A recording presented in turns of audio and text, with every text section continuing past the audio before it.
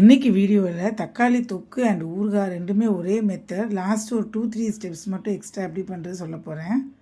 இந்த மாதிரி நல்ல பழுத்த தக்காளியை எடுத்துக்கோங்க. நல்லா வாஷ் பண்ணிவிட்டு அதை நல்லா தொடச்சிட்டு ஒயிட் கிளாத்தில் நல்லா தொடச்சி காய வச்சதுக்கப்புறமா அதை குட்டி குட்டியாக அந்த மாதிரி நறுக்குங்க. மிக்சியில் போட வேண்டாம், இது குட்டி குட்டியாக நறுக்குங்க. அதுக்கிட்ட ஒரு வானிலையில் ஒரு 100 ml நல்லெண்ணெய் விட்டுட்டு இந்த நறுக்கி வச்ச தக்காளியை போட்டு நல்லா மசிச்சு வரணும். அது மசிச்சு எல்லாம் பேஸ்ட் மாதிரி வரணும். அது வரைக்கும் நல்லா மூடி வச்சு வேக விடணும். அதுக்கு உப்பு போட்டுக்கோங்க. ஃபஸ்ட்டு உப்பு போட்டால் சீக்கிரமாக வெந்துடும். உப்பு போட்டு நல்லா கிளறி விட்டுட்டு மூடி வச்சுருங்க. இப்போ தக்காளி ரொம்ப சீப்பாக கிடைக்கிது. ஸோ சீக்கிரம் வாங்கி இந்த வெயில் காலத்தில் நல்லா பண்ணி வச்சிட்டிங்கன்னா இந்த தக்காளி ஊறுகாய் ரொம்ப நாளைக்கு இருக்கும் கெடாமல். ஸோ அடுப்பு கொஞ்சம் பெருசாக வச்சுக்கோங்க. ஒரு 10 மினிட்ஸ் கழித்து இந்த மாதிரி கொலையாக வந்திருக்கும். இப்போ 2 டேபிள் ஸ்பூன் சில்லி பவுடர், தனி மிளகா பொடி, கொஞ்சமாக மஞ்சள் பொடி, அப்புறம் கடுகும் வெந்தயமும் ஒரு ஸ்பூன் எடுத்துகிட்டு அதை ரோஸ்ட் பண்ணி இந்த மாதிரி மிக்சியில் போட்டு பொடியாக வச்சுக்கணும். அதையும் ஒரு டேபிள் ஸ்பூன் போட்டுக்கோங்க போதும்.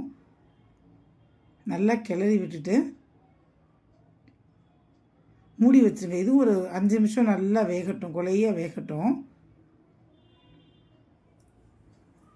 இப்போ கொஞ்சம் இதில் புளி தண்ணி விடணும். ஒரு 1/2 கப்பு ஒரு லெமன் சைஸு புளி எடுத்து புளி விட்டுக்கோங்க. தண்ணியாக கரைச்சி விட்டுக்குங்க. கொஞ்சமாக இந்த சமயத்தில் நாட்டு சர்க்கரை சேர்த்துக்கலாம். கொஞ்சம் அந்த இனிப்பு டேஸ்ட் வேணுங்கிறவங்க கொஞ்சம் 1/2 ஸ்பூன் போட்டு இதையும் நல்லா கிளறி விட்டு மூடி வச்சுருங்க. நல்லா ஜூஸியாக இந்த மாதிரி எண்ணெய் பிரிஞ்சு வந்துடும். இதுதான் தக்காளி தொக்கு. இதோடு நீங்கள் விட்டுடலாம், தொக்கு வேணும்னா விட்டுடலாம். இது கடைசி நான் தாளித்து மட்டும் விடுவேன், அதை காமிக்கிறேன். ½ ஆஃப் த போர்ஷனை எடுத்துகிட்டு அதை மிக்சியில் அரைச்சிக்குங்க. இது ஊறுகாய்க்கு, இது தொக்கு இதோடு முடிஞ்சிச்சுது. இல்லை ½ போர்ஷன் எடுத்து மிக்சியில் அரைச்சி இப்போ ஊறுகாய் பண்ண போகிறோம். இது நல்லா சூடு ஆறுனதுக்கப்புறம் நல்லா பேஸ்ட்டாக அரைச்சிக்கோங்க. வானிலையில் நல்லெண்ணெய் திருப்பி விட்டு கடுகும் பெருங்காயம் மட்டும் தாளித்து அந்த தொக்கில் எடுத்து விட்டுடலாம்.